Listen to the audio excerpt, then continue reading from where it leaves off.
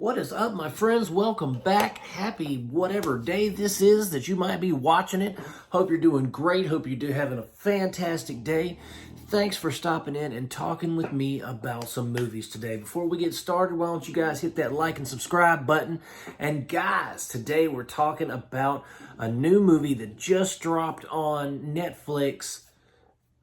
I say movie, it's more of a TV show, or it's broken up into episodes, but when you watch, it should be a movie. You know what I mean? It was probably broken up into episodes for us American viewers.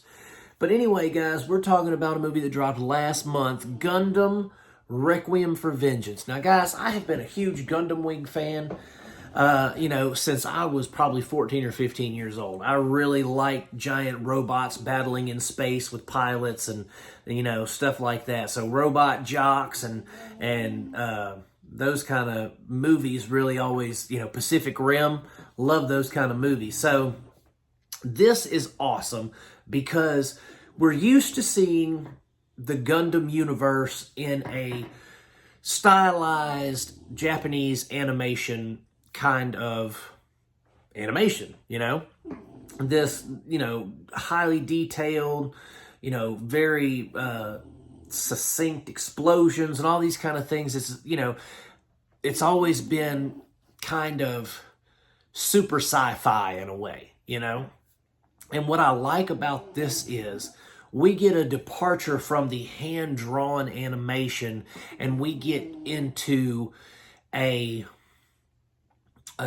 new era of Gundam. Okay, not only, so there's no space battles in this, which kind of sucks, because I'm watching this and I'm expecting Gundam like you grew up with, everything takes place either on Earth or in space. But this one is centralized on Earth. It takes place, I can't tell if this is an origin story, like this is the first, year or whatever that the war is being fought. But basically, the Zeon forces, which are Martians, for anyone who doesn't know their Gundam lore, the Zeon forces are fighting the Earth Federation forces, and the Zeon forces are considered the terrorists, the insurgents. They're the ones who are invaders, where really the Zeon people, the people of Zeon and Mars, they're like, just trying to get out from under the oppression of Earth, okay? Because Earth says, well, that's one of our colonies, and they're like, no, we want to be autonomous, and so that starts the war. And in this war, you've got these feuding factions, but in these factions, you have giant King Kong, Godzilla-sized robots that are basically like their weapons of mass destruction in a way.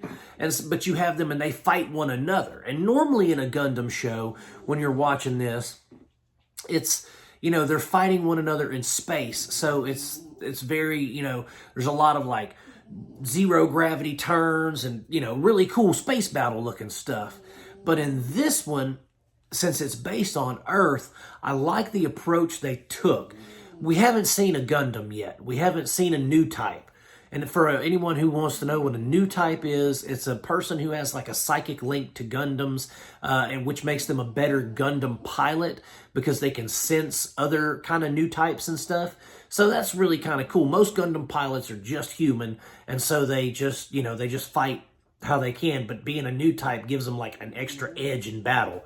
And so, we have this new type that is inside this Gundam, and they've never seen a Gundam before. The Zeon forces that are invading Earth haven't seen a Gundam. And so, when it comes down, I love the fact that the Gundam becomes kind of like a horror movie villain, right? When they see it come down and it starts taking out the Zeon troops, everybody's freaking out. They're like, retreat, retreat, the Gundam's here. Because, in the old days, the Gundams had names like Death Scythe and Tall Geese and that kind of stuff. But this is just the Gundam.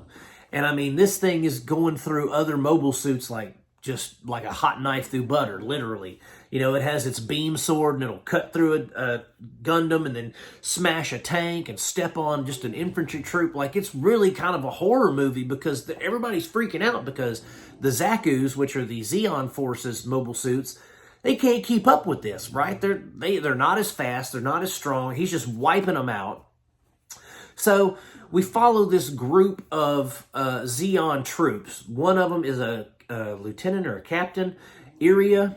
She's cool, really cool. Great voice acting for her. Her character design looks good. She's red hair, but she's like she's got a scar going down her face. She's a mobile suit pilot, and she's kind of our main protagonist that's trying to not necessarily destroy the mobile suit or take it on, but she's willing to sacrifice herself to get her people out. And along the way, she picks up all these different characters like Alfie. He's like an old haggard mechanic who works on Gundams and all that kind of stuff. So we have a really eclectic cast of characters for this. And the one thing that Gundam has always been able to do so well is to get you emotionally attached to these characters. You know, back in the day, the Gundam show was like 24 episodes long. This is only 6. So the fact that they were able to grab you and hold on to you for 6 whole episodes, and they're only 30 minutes apiece. I mean, they're emotionally charged. They're action-packed. They got great writing and great dialogue. The CGI is, if you've seen Final Fantasy The Spirits Within, or Advent's Children, or Love, Death, Robots, or any number of modern kind of sci-fi CGI, like the Resident Evil CGI movies, that's the kind of CGI that's in this. So when you're seeing these Gundam suits, it's detailed, but it looks lifelike in a way. You know, it doesn't look like a computer cutscene. It looks like, it looks very, very detailed and real. And in some instances, in the backgrounds and stuff, it almost looks like you're watching a live action film. And I appreciated that because, again, we've never seen something like that in the Gundam verse. You know, I've never seen a 3D Gundam show.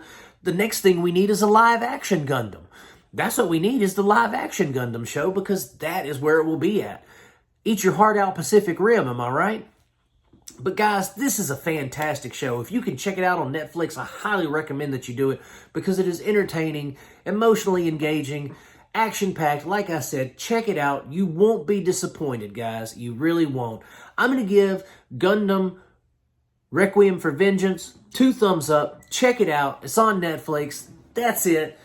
Guys, thanks so much for stopping in. Click that like and subscribe button, and I'm going to keep making them as long as you guys keep watching them. Peace out, my friends. God bless you, and I will see you soon.